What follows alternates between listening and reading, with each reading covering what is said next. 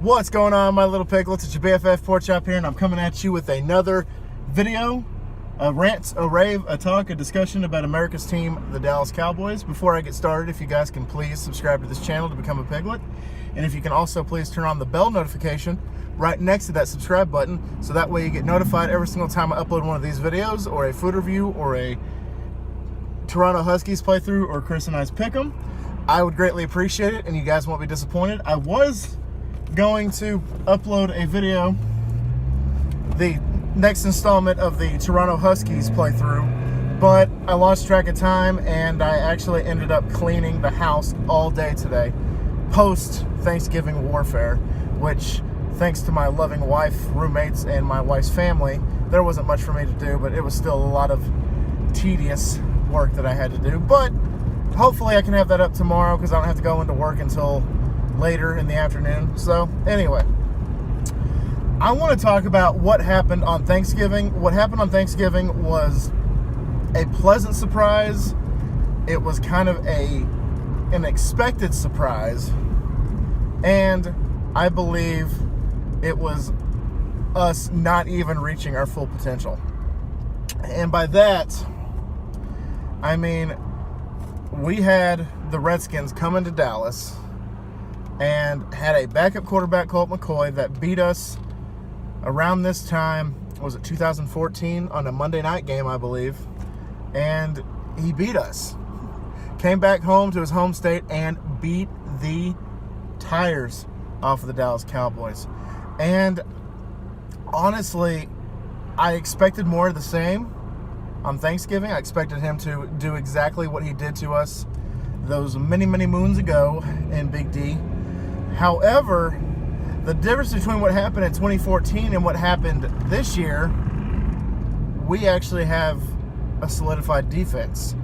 And we actually have a good, just overall presence of a team. So we won, and the scoreboard was very, very, very deceiving. I believe it was 31-23.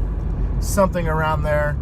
But I feel like the first half, they were doing everything in their power to keep us at bay, and actually they were beating us at halftime, if I'm not mistaken. But then we came out the second half and we showed up.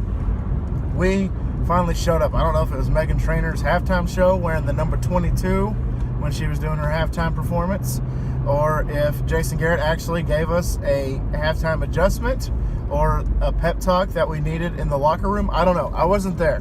But we came out and we were a totally different team. Totally different team. And that was with the help of Zeke hitting a $120 on the ground, and I believe he had a rushing touchdown, and that's when he did the $21 donation to the Salvation Army kettle. That was awesome. And also,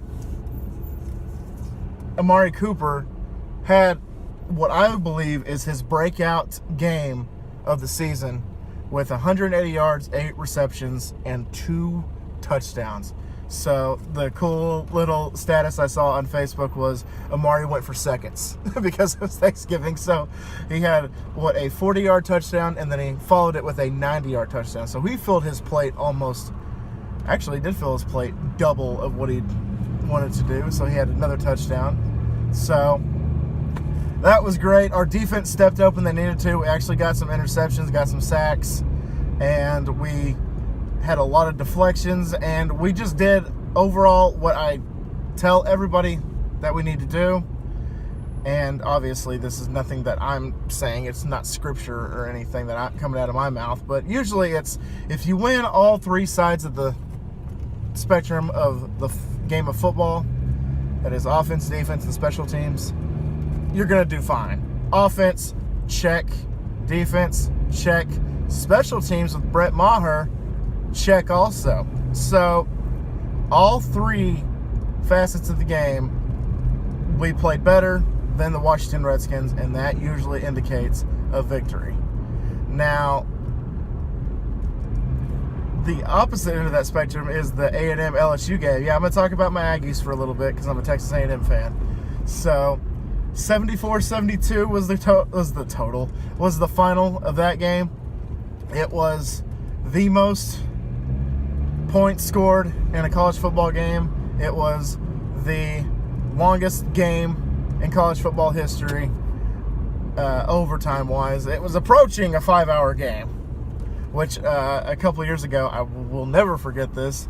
My girlfriend at the time, now my wife, and we were watching the A&M Arkansas game, and she was like, well, I'm hungry. And I was like, okay, we'll go at halftime and we'll eat. And she's like, no, halftime's about 15, 20 minutes, so we're not going to have time to go somewhere and bring it back and eat. So she had a good point there, because Amarillo, you're pretty much 15 minutes away from everything. And so we're like, okay, we'll just wait. We'll watch the second half, and then we'll go eat.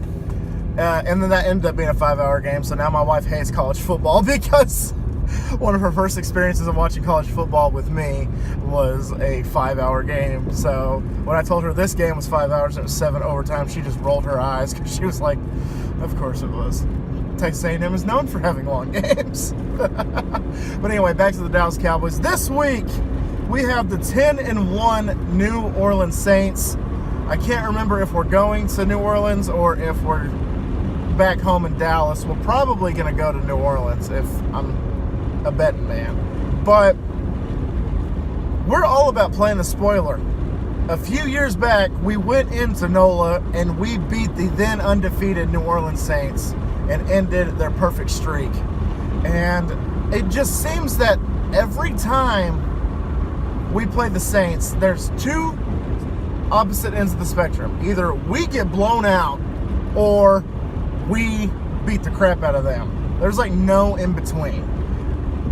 We have the game that we beat them when they were undefeated at the time. Went into their house and punched them in the mouth. And that was a DeMarcus Ware got that strip sack, I believe, to end the game, or was it just a sack? And then Romo played great. DeMarco Murray played great. I believe he was our running back at the time. Might have been Felix Jones. I can't remember. And then you have the other, which we played the New Orleans Saints, and we gave up the most first downs in one consecutive NFL game in NFL history.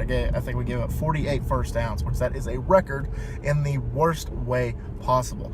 So we have a love-hate relationship with the Saints. We either hate to lose to them or we love to beat them. There's no in between. So I honestly believe that we might play the spoiler this week. I'm not going to say that we're going to flat out win. I'm not going to say that the Cowboys are going to go in there 100% bet your money on the Dallas Cowboys to win. But I have a feeling, this is a feeling, this isn't facts, this isn't statistics. I have a feeling that the Dallas Cowboys are going to play the spoiler to the New Orleans Saints and solidify our first place stay in the NFC East another week. And I don't know. The Saints have an amazing offense with, obviously, the future Hall of Famer Drew Brees. He has the double-headed monster in the backfield with not only Mark Ingram, but he also has Kamara, who Kamara still to me sounds like a Yu-Gi-Oh monster. I don't know why.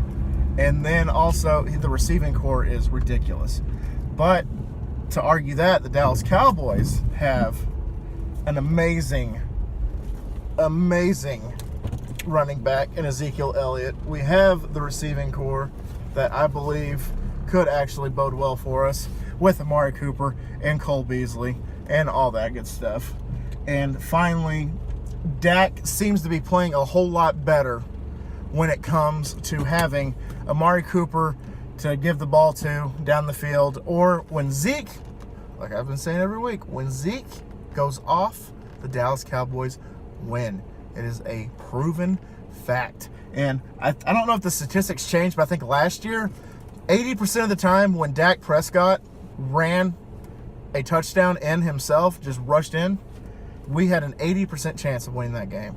So I don't know, but I think Dak has had 2 in the last 2 weeks, and we've won. So maybe Dak needs to rush 1, Zeke needs to get 1, and Amari needs to get 2, and we're going to win. Which right there is 28 points. So you should win if you score 28 points in the NFL, unless you play against, I don't know, either the Rams or the Chiefs, which that was the greatest Monday Night Football game I've ever witnessed in my entire life. But anyway, guys, I'm going to get out of here. I'm at work right now. like Cowboy Joe Boo, Mark Holmes, don't quit your day job. So I am here at my day job, which is technically my night job because I'm working evenings. But anyway, regardless, guys, please subscribe if you haven't already, like I said at the beginning, and please turn that bell notification on. You'll get notified every single time I upload one of these videos, a food review, the Toronto Huskies playthrough, or Chris and I's pick 'em, or any video that I just feel like uploading that day. So thank y'all so much once again for dropping by, and always remember, my little piglets, Colin Pork Chop loves y'all the most. So y'all take it easy, guys, and I will see y'all next time. How about them Cowboys? Bye, guys!